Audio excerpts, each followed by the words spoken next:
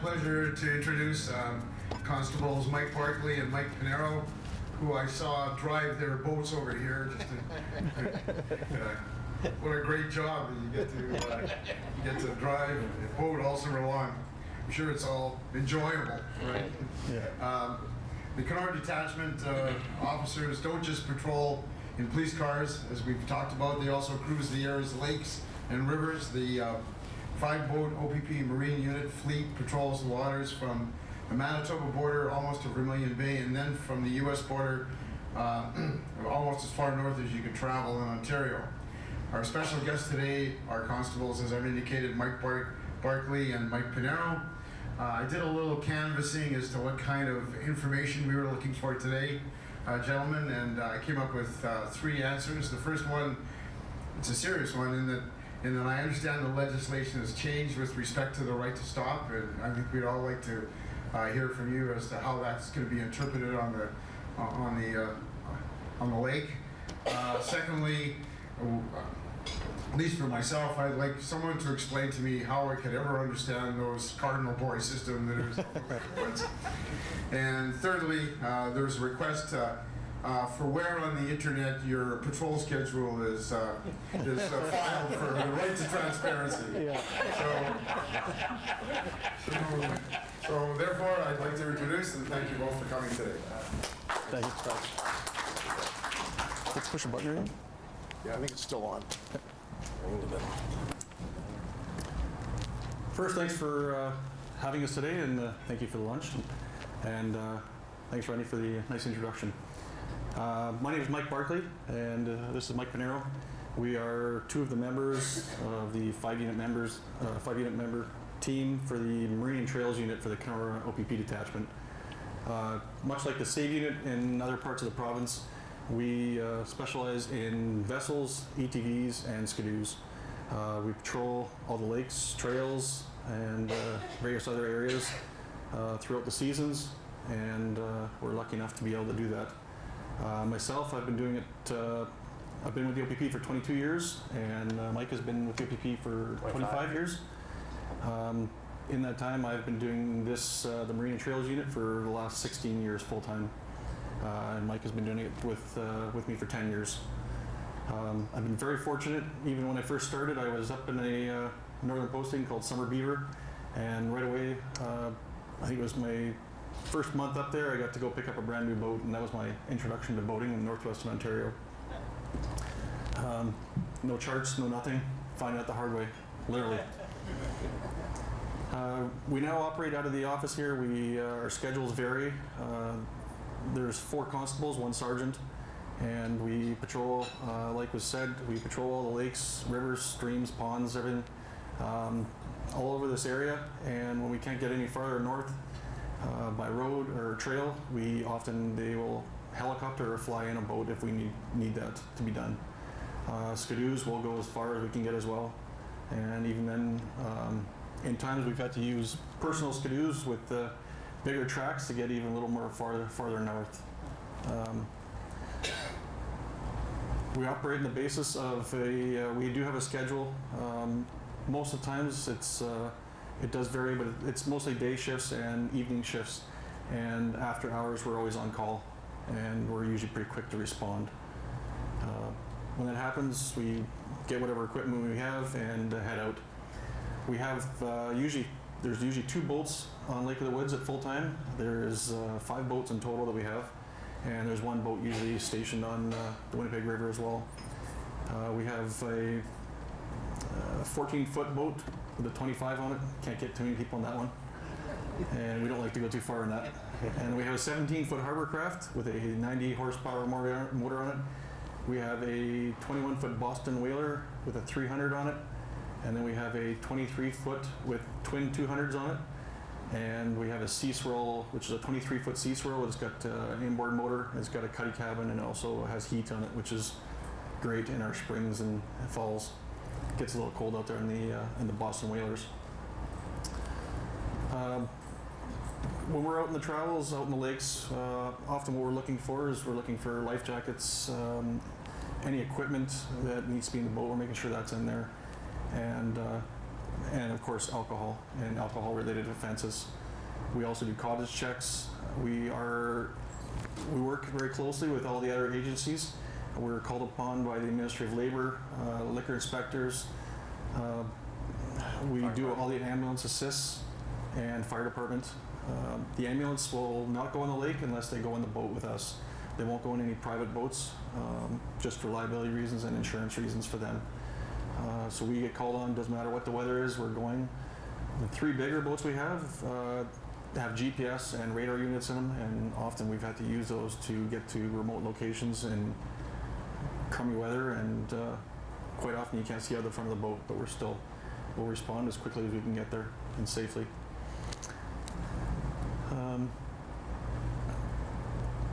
In regards to the right to stop, under the Transport Canada as well as the Canada Shipping Act, it gives the police, whether it be municipal, provincial, gives us the authority to stop a boat at any time to check for equipment, make sure that the vessel itself is in accordance with Transport Canada and their safety regulations. If there's any evidence of liquor on board, that gives us the authority to search a little further, search the persons on board if we need to. And if there's fishing equipment on board, that gives us also the authority to look within the boat for violations of fishing. Make sure people aren't taking too many fish home. When we're not on the water, in the summer months and the fall, we are often on ATVs as well, and patrolling the ATVs, all the trails around here. And as of 2008, Kenora adopted the bylaws to allow the ATVs on the roads within the city, and then just in the last couple of years now you'll see side-by-side ATVs and off-road vehicles, the side-by-sides, all those things going around towns. And I know people often they're waving at us like they shouldn't be legal, but it is. They're a great tool. They do expand hopefully the tourism aspects for Kenora, and as far as different months and pushing those months a little further, other than just boating. And November isn't very fun out in the boats. We also do the skidoos. The skidoos are obviously when the snow in the lakes freeze up. We try not to go in the lakes until they're 100% safe, and other than that, we would have to call on Lake of the Woods Search and Rescue, which is another great resource for us. As far as equipment on the boats, what we're looking for is making sure everybody's got an appropriate life jacket, our personal flotation device, and we don't want to see a 40-year-old man trying to fit into a life jacket made for a 6-year-old. We have had lots. I always tell them if they can get it on, I will not give them a ticket. It hasn't happened yet, but I can't stress the importance of that. Last year there was a spike in boating fatalities. There was 29 fatal incidents. Out of that, 31 people passed away, and out of that, 23 did not have a life jacket on. 11 of those involved alcohol. Hoping to see a huge decrease in that this year, and they're really pushing for enforcement out there and pushing for presence and education. Work in conjunction with the various media outlets, and hopefully getting those words out there and getting those awful numbers out there to see a decrease in that. We try to get out there as much as we can. We try to stop as many boats as we can and reinforce that. We talk to all the outpost camps and all the areas, and just campers in general. We get a huge influx from Manitoba, so we attend the Lake of the Woods Cottage Show in Manitoba, and hopefully get do questions and answers there, and stressing those points. As far as boating licenses, the boating licenses, I'm not sure if everybody's aware. A lot of you, I'm sure you have kids, grandkids, whatever it may be. 12 years old and older, you can drive up to a 40 horsepower motor, which is still a lot of horsepower. And I know a lot of kids start out in tiller boats, and I would have to say that tiller boats is probably our #1 vessel where we do see fatalities. And out of approximately 40 fatalities that I've been to or for drownings, I would have to say almost all those would be tiller boats. And all it takes is, all those people would be here today if they wore the tether cord and a life jacket. And out of all those people that didn't have their life jackets on, all were strong swimmers. It accounts, most of them were dry drownings where they let go of that tiller handle for whatever reason, just for that moment. The boat swings to one side or the other, and that person gets thrown out. And what happens is, when you get thrown out, if you're underwater and you suck in any water whatsoever, your throat closes up in the defense mechanism, and you asphyxiate and you'll go down. You're not deceased at that time, and then you'll go down to the bottom of the water where you will succumb to drowned. They call it dry drowning, and it's just like turning out a light switch. If you have a life jacket on, obviously you're going to pop back up, you're going to cough out some water. If you have the tether cord on, obviously the boat's just going to stop, and you're not going to get run over by it, because that has happened as well. Very unfortunate. Out of the ones that I've investigated, I haven't seen a lot of them that were alcohol related. There has been a few, thankfully, but that is always an element that we're looking for. As far as safety equipment, I think I touched base on that. Most of the boats, depending on what size it is, they have various pieces of equipment that are necessary, but I can't stress the life jackets more than anything. Same with the buoy system, it's all in the boat. Oh, and the buoy system, the cardinal system. It's in those marine guides. My advice, stay away from them. They're super hard to read. If it's dark out, you're looking for what, yellow, and black and yellow, and which one's on top. We don't have many on this lake, fortunately. I don't know of any location where there's 4 all going around a certain area.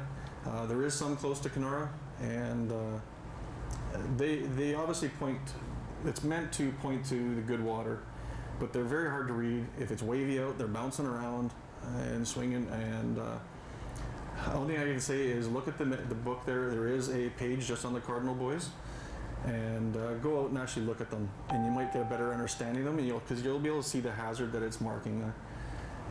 I prefer the green, the port side buoy and the starboard buoy. They're much easier to navigate by. Yeah, I can't stress the cardinal buoy. I don't know anybody that has appreciated those.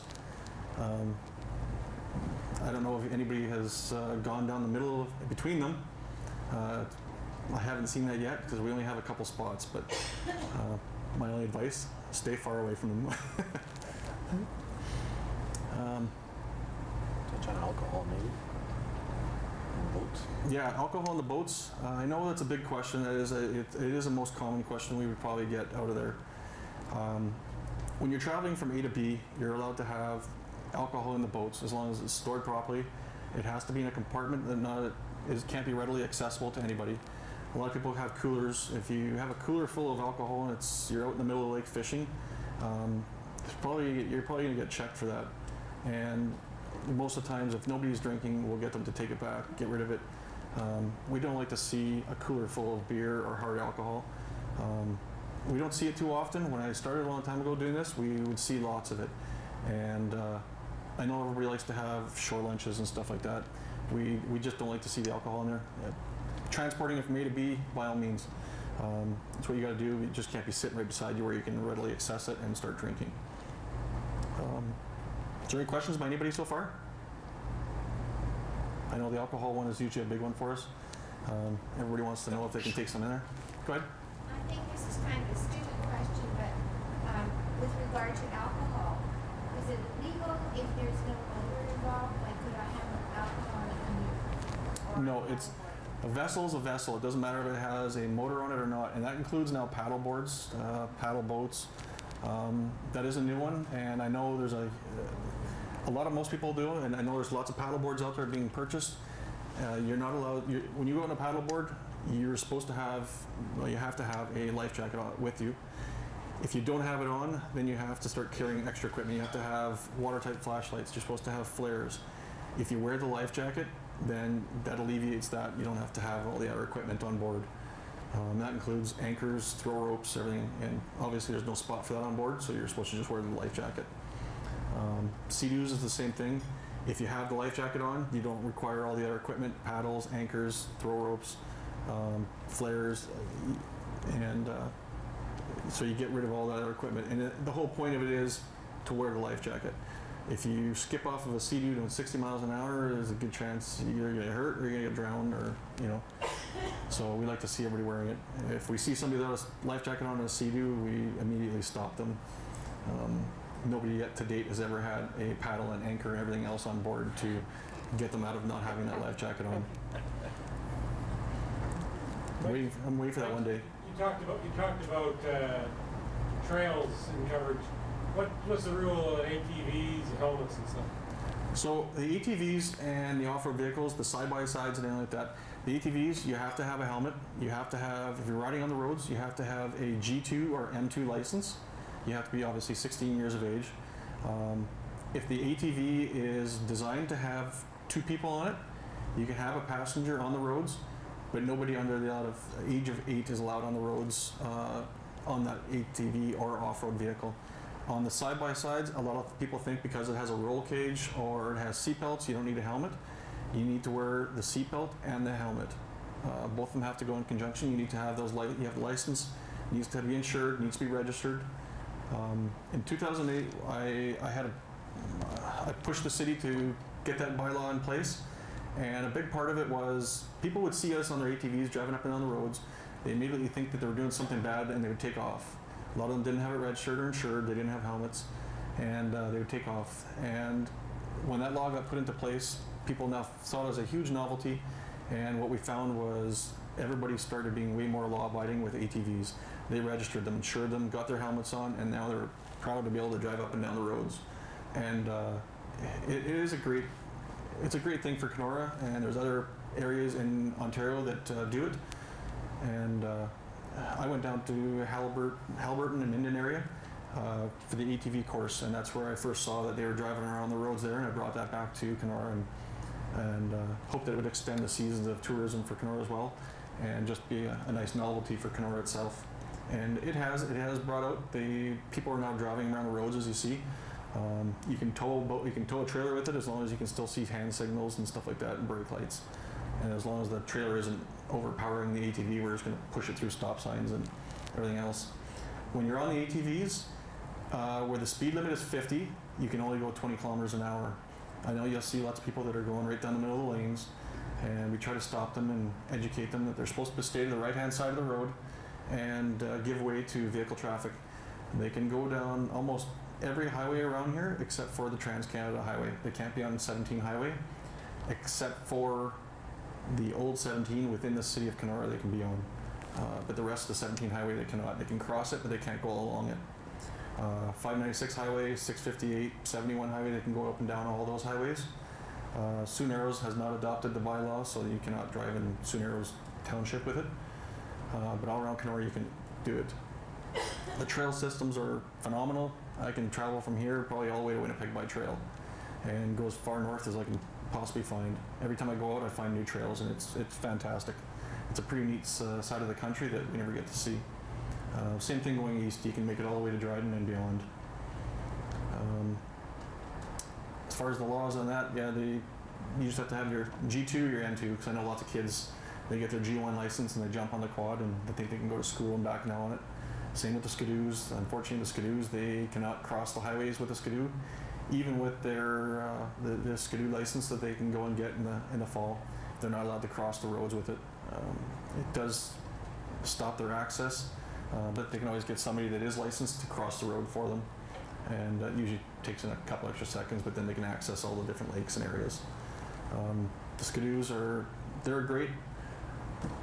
When you're sending people out, if people are going out, they have to make sure they tell you somebody where they're going, and hopefully they got their phone charged and put it in a warm inside their jackets to keep the phone warm so they can have access to it. Otherwise it'll just freeze and probably won't be working when you go to use it. And they have to know where they're going. I mean, there's not a lot of room for error in Skidoos, especially around here, as you all know. A lot of currents, a lot of open water. You make one turn wrong and you're going to end up in open water or bad ice, and we've seen, unfortunately, some of that happen. And like I said, when we do see that, we've called Lakewood Search and Rescue to help us out in those situations. Go ahead. Mike, in the personal flotation devices, your picture in your book, you guys all wear this, I don't know what you call it. So those are they're an inflatable personal flotation device. They are fantastic. They're expensive, but they're not as cumbersome as a full life jacket. They're very buoyant. They're designed that if you get thrown out of the boat and they inflate really fast, they will keep your head up, and you cannot swim on your stomach. I've tried it, and it'll just flip you right over. It's designed to keep you on your back and your head up. The only thing with those is if that is the only personal flotation in your boat, it has to be worn. If it's sitting on the floor of your boat, it does not count as one of the personal flotation devices in your boat. And they cannot be worn on, you can't wear them on Sea-Doos or personal watercrafts. So it has to be, on those, it has to be a life jacket. It'll hold you up with your vest on? Yep. I've jumped in with everything. The only thing I took off was my radio, just to see. I did twice. I took the radio out and I put that inflatable PFD on, jumped in, and by the time my head was going underwater, it was already inflating, and it inflates fast. And I tried to swim on my stomach, and it would literally flip me right over. I've swam with everything like this, except for the radio. I stays buoyant for a little while. The vest captured actually quite a bit of air, thankfully. Otherwise, everything would be pretty heavy. There's probably about 35, almost 40 pounds of equipment on here. Is there a string that you attach? There is. So there's two ways to inflate those. You can buy two different kinds. You can buy a manual one, where it just has the cord. You pull it down and it'll inflate. And then the ones that you see that we have on are the automatic ones. There is a tether cord, and which you can pull, and also there's a little sensor in there that the new ones have. The old ones used to be a baking soda biscuit, and they would dissolve. The new ones just they feel the pressure of the water, and so they react a little faster. The baking soda ones were good, but if they sat on the ground and got wet, they would go off. I'm interested, but they're no good for a CD. Not for Sea-Doo, no. You have to have a full life jacket on for those. Any reason for that? I mean, if it works. Well, because what was happening was people were going out and buying the cheaper version, which is the manual ones. Yeah. If you get thrown off that Sea-Doo, it's not doing much. And I'm assuming that's the only reason. That's what I was told. Is it a hassle to recharge?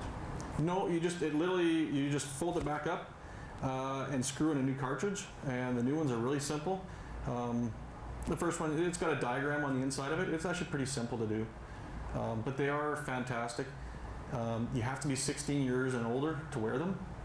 And like I said, not on the Sea-Doos, and it counts. It only counts in your boat if you're wearing it. There's a shelf life too. And there is a shelf life on those cartridges. And so if you open it up on the inside of those personal flotation devices, you can see the expiry dates on them and on the canisters, and you just change them out. And everybody likes to think they're funny when if you tell them that yours is expired, they'll walk by you and grab it and pull it. I have a question. Yep. So for the question, I can never understand why, so you know how you said you have to carry a life jacket with you, but you don't necessarily have to be wearing it, right? Yep.